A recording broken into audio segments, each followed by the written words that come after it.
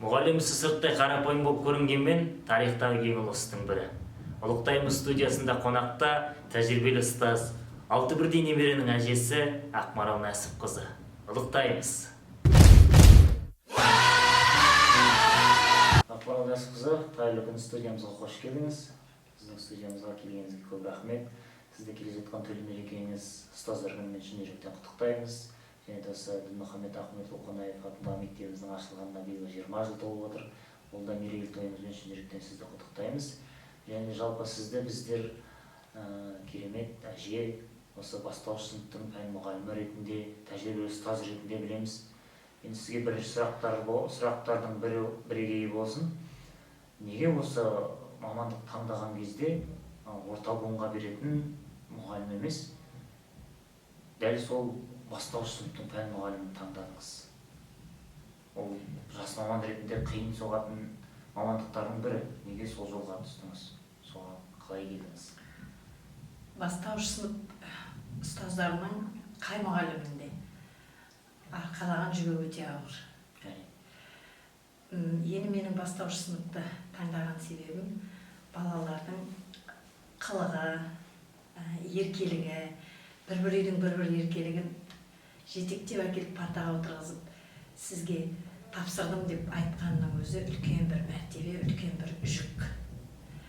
Бірақ сол әрбір еркенің қылығын көтеріп, оларға білім беріп, олардың білім алуына атсалысу мен үшін үлкен мәртебе.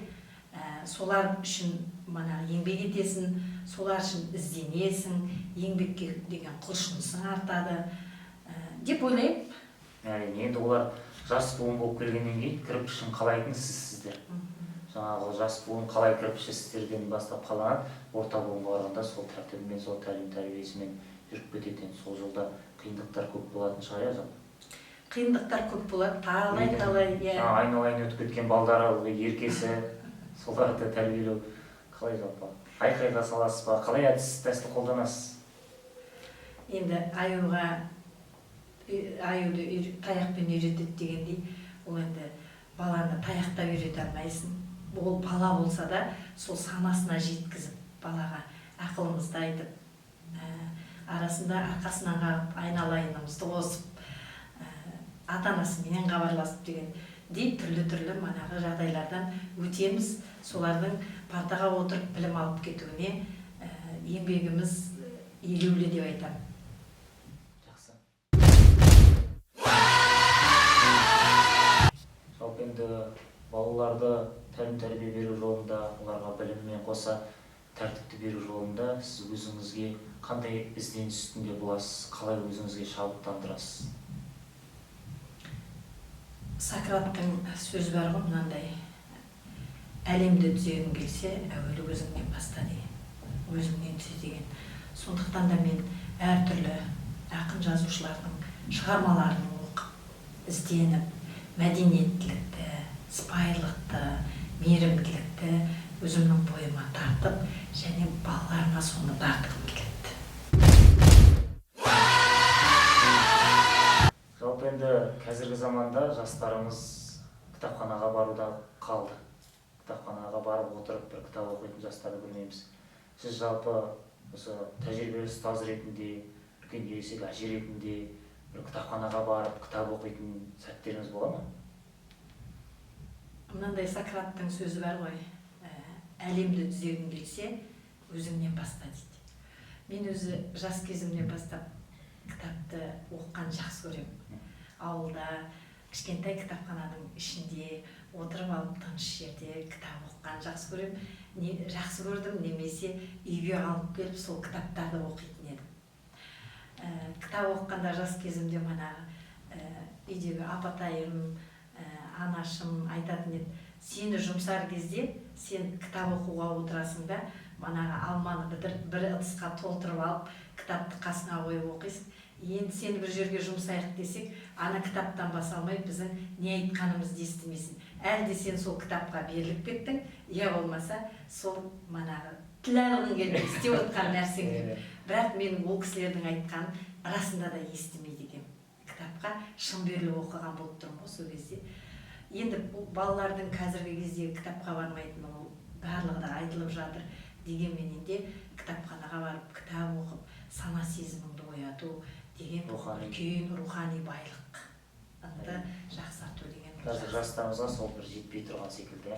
Енді ол әркімнің өзі кітапханаға барып кітап оқыса, ол жақсы нәрсе деп ойлаймын. Мен өзім үйде қазір немерелерім бар, немерелеріме де әлі де алдыма қойып сол оқисың да? Оқытам, ертегілер оқып беремін, кітап қоры бар. Ақмарал Нәсіпқызы, әңгімеміз енді қыза түскен секілді. Жалпы енді біз сізді бастауыш пән мұғалімі ретінде, осы мектепте тәжірибелі ұстаз ретінде, ана ретінде және әже ретінде білеміз.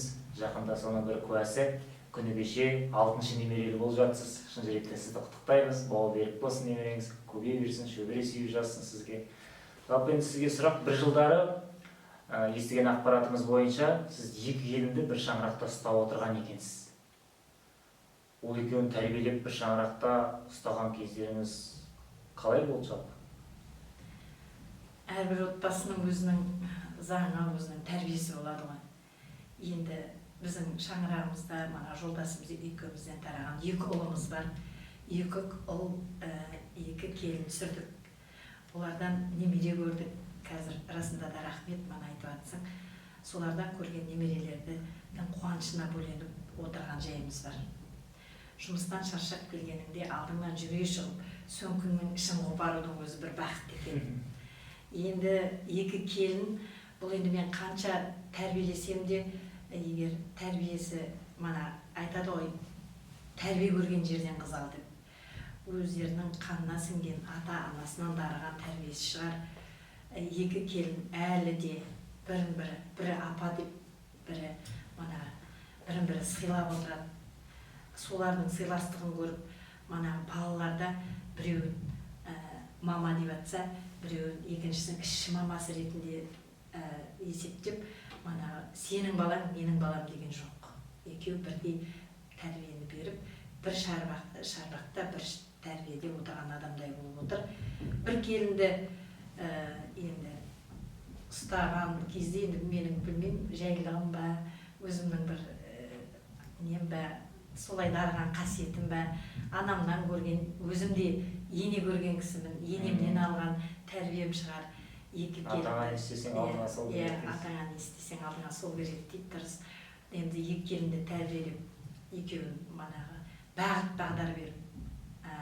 Енді бір қызықты айтайын, үлкен келін түскеннен кейін бір күн айтады, кіші келін түскеннен кейін үлкен айтады, ура, менің қолым босады дейді. Сосын мен айтамын ғой, жоқ, босау деген жоқ. Біреуіңіз кухняға кіргенде чайник ұстасаңыз, екіншіңіз тасқұман ұстайсыз. Біреуіңіз кесе ұстасаңыз, екеуіңіз қасық ұстайсыз. Сөйтіп, сіздер бірігіп жұмыс істесеңіздер, шаруа жеңіл, жұмыла көтерген жүгі жеңіл дейді.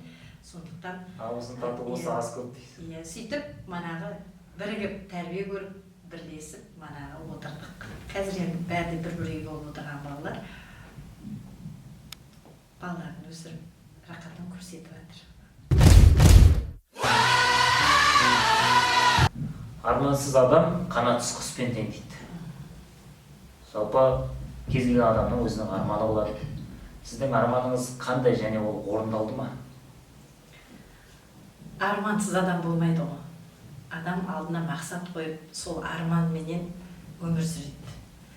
Енді менің арманым балаларымның, немерелерімнің бақытын көру.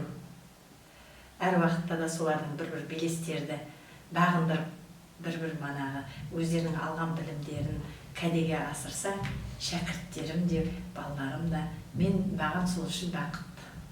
Бәрекелді. Ендеше жартылай арманыңыз орындалған екен, алдағы уақытта арманыңыз орындала берсін, биік шыңдардан шәкірттеріңіз көріне берсін деген ниет білдіреміз.